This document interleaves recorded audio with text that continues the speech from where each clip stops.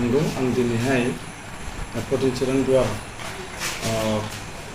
बियाबनि सिङावहाय बा कलेजनि सिङावहाय गोदानै दाजानाय APB मानगोनां डक्टर अनजालि प्रभा दैमारिनि अल्टारनेटिभ पार्टी अफ बर'लेण्ड बे आफादाबो नैबे 14 नम्बर कन्स्टिटिउआवहाय आंखौहाय बिजाथि हिसाबै दैथायहरदों। दा बे बिजाथि हिसाबै दैथायहरजाखांनायनि उनावहाय बे पटेन चिरां दुवारनि सिङाव थानाय ब्लकनि आन्दाराव थानाय दिनै नैबे हाथिसार प्राइमारिखौ जोङो सानथामसो सिगां प्राइमारि जों दानानै लाफुंनो हाबाय आरो बेजों लोगोसे दिनैहाय बे फंबायमोननि दैदेनमोननि आरो गाहाय नेहाथारिमोननि प्रेसिडेन्टमोननि नाजानायावनो दिनै जोङो हाथिसार प्राइमारि अफिसखौ जों दिनै आं एज ए APBनि केन्डिडेट हिसाबै बाहागो लानो मोननानै आं जोबोद गोजोनदों आरो लोगोसे आंजों APBनि मिरु APBनि दैदेनगिरिफोर गोबां दंफैयो आरो जिल्लानि गोबां दैदेनगिरि दंफायो आरो ब्लकनि गोबां दैदेनगिरि दंफायो। नों सोंनाय बादिनो जोंहा दिनै बे APBहा मोनसे आसा दं।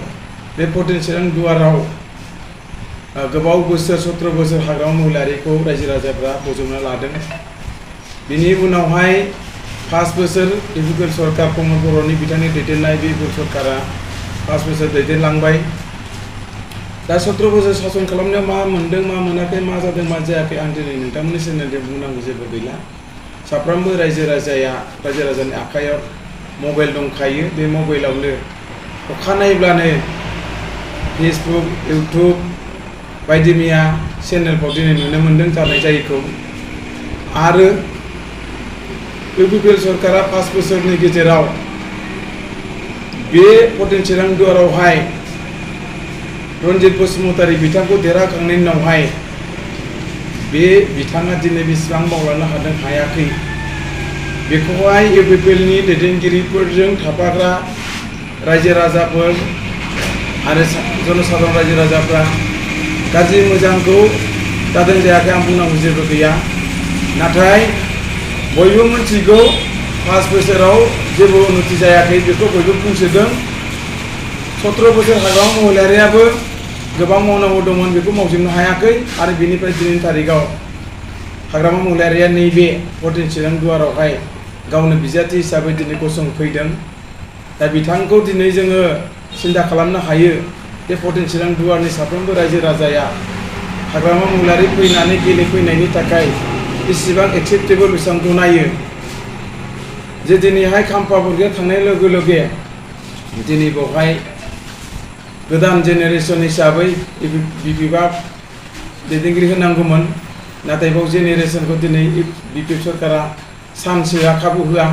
बेनिखायनो दिनैहाय गावनो गसंफैदों आरो बिनि उनावहाय इउपिपिएलआवबो दिनैहाय 17 बोसोर खामानि मावनाय डेपुटि चिफ जानानै फैनाय खाम्फा बरग'यारि बिथाङाबो दिनै इउपिपिएल थांनानै आरोबाव टिकेट लाहैबावबाय। दिनै इउपिपिएलआव थांनानै जितु टिकेट लाहैबाय दिनै बे खाम्फा बरग'यारि बिथांनिसिमबो दिनै रायजो राजाफ्रा गोजोननाय गैया।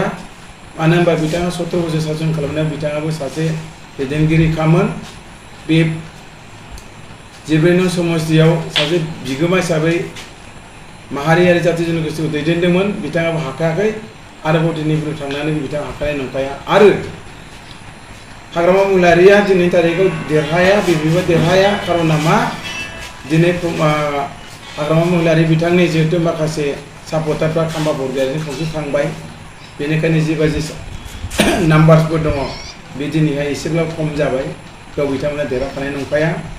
आरो बेनिफ्राय इउपिपिएल सरकाराबो दिनैहाय खुनु प्रक्रियै दिनै बाव देरहानायनि मोनसे सिनारि गैया।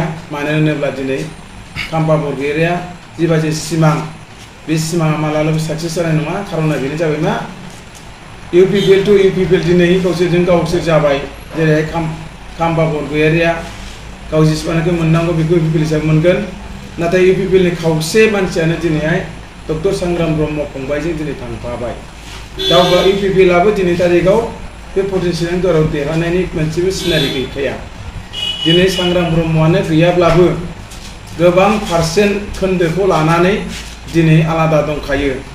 बेखिनि खोन्दोफ्रासो बेखिनि पारसेन्टफ्रासो दिनै बे इउपिपिएलनि नाम्बार्समोन दिनै बे नाम्बार्सआ दिनै गुगानानै बे दिनैहाय देरहानाय सिनारि गैला बेनिखायनो बिथांमोनखौ दिनै जेननाय नुखाबाय बे मोननै दलखौहाय बे जेननाय दलखौ नुखासेयावबो दिनै मानो बे 14 चिरां दुवारनि साफ्रोमबो रायजो राजाया बे एपिबि दलखौहाय दिनै मोजां मोननानै गावसोरनो निजा बुगिया जोंखौ गामि गामि लेंहरदों गावबुराफ्रा जोंखौ खावलायहरदों जोंनाव फैनांगौ जोंनावबो मिटिं खालामफैनांगौ जोंबो मदद होगोन खारना जाबाय मा जोंहा सासे फाउन्डार रुजुन दैमारि बर' हारिनि बिर जोहोलाव दङ दिनै बिथाङा उदां अख्राङाव फैनो हायाखै आरो गोबां इन्दिभिजुवेल समस्या थाबाय गोबां जाथि जनगोष्ठी हारि हारिसाफोरनि मोनथाय अधिकार थाबाय जोंहा ट्राइबेल बेनेल आरो चिफ सेक्रेटारिनि माखासे मावनांगौ दायित्व थाबाय बेखौ नोजोर बोनानै दिनै बे एपिबिआ फार्म पलिटिकेल हान्जाजों दानानै बे एपिबिआ नायस्रांवारि हिसाबै अनजालि दैमारिजों दैथायहरदों